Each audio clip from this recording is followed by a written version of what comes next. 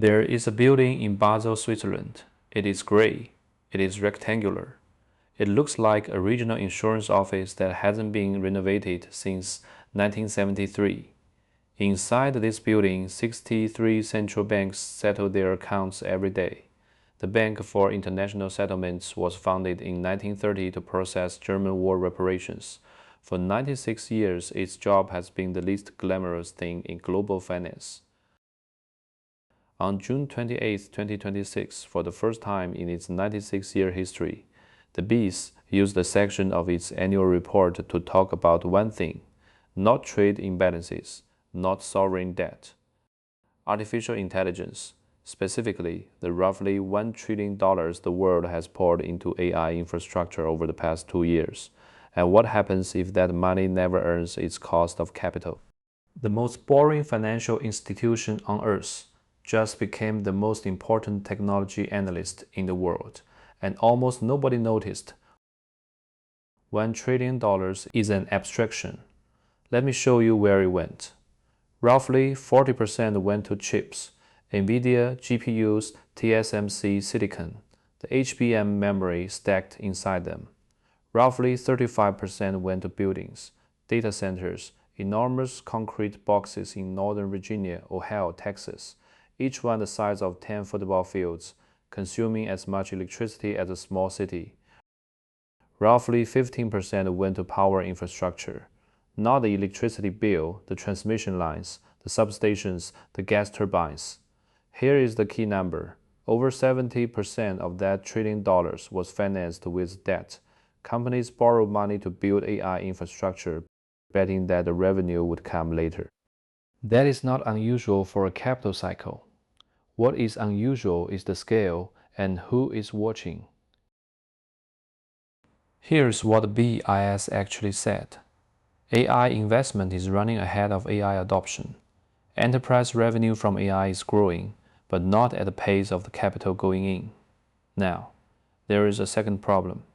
The BIS pointed out that AI has been surprisingly inflationary, not deflationary. Data centers consume massive amounts of electricity and raw materials. Copper prices have surged.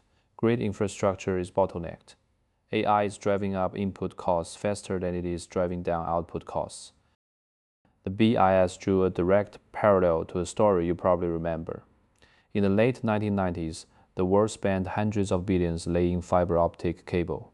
The promise was real. The internet did change everything. But the companies that laid the cable went bankrupt. The ones that used the cable, Google, Amazon, Netflix, won.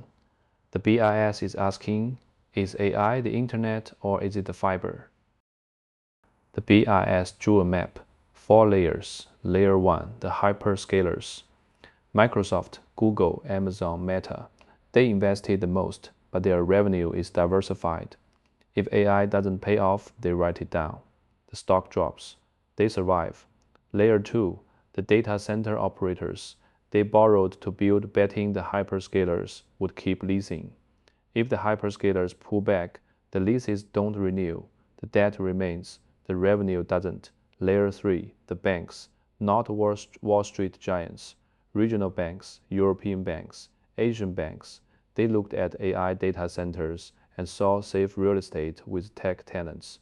Now they are exposed to single-tenant risk they never priced in. Layer 4, the real economy. Construction workers, steel mills. Local governments that approve the permits expecting decades of tax revenue. They won't go bankrupt, but they will feel it. This is not a prediction. It is a risk map. The BIS drew it because its job is to draw the maps nobody else wants to look at. The most important sentence in the BIS annual report is not in the executive summary. It is buried deep in the document. It says that if AI-related investment continues at its current rate and the associated revenue does not materialize, the resulting adjustment could pose risks to financial stability. That is central banker language for this could break things. The BIS is not saying it will crash. It is saying, here is the map. On this map, there is a footnote, and the footnote says, if the fire starts, the fire department might not have water. The question is not whether to read the footnote. The question is who will. This is Latent. Subscribe for more deep dives.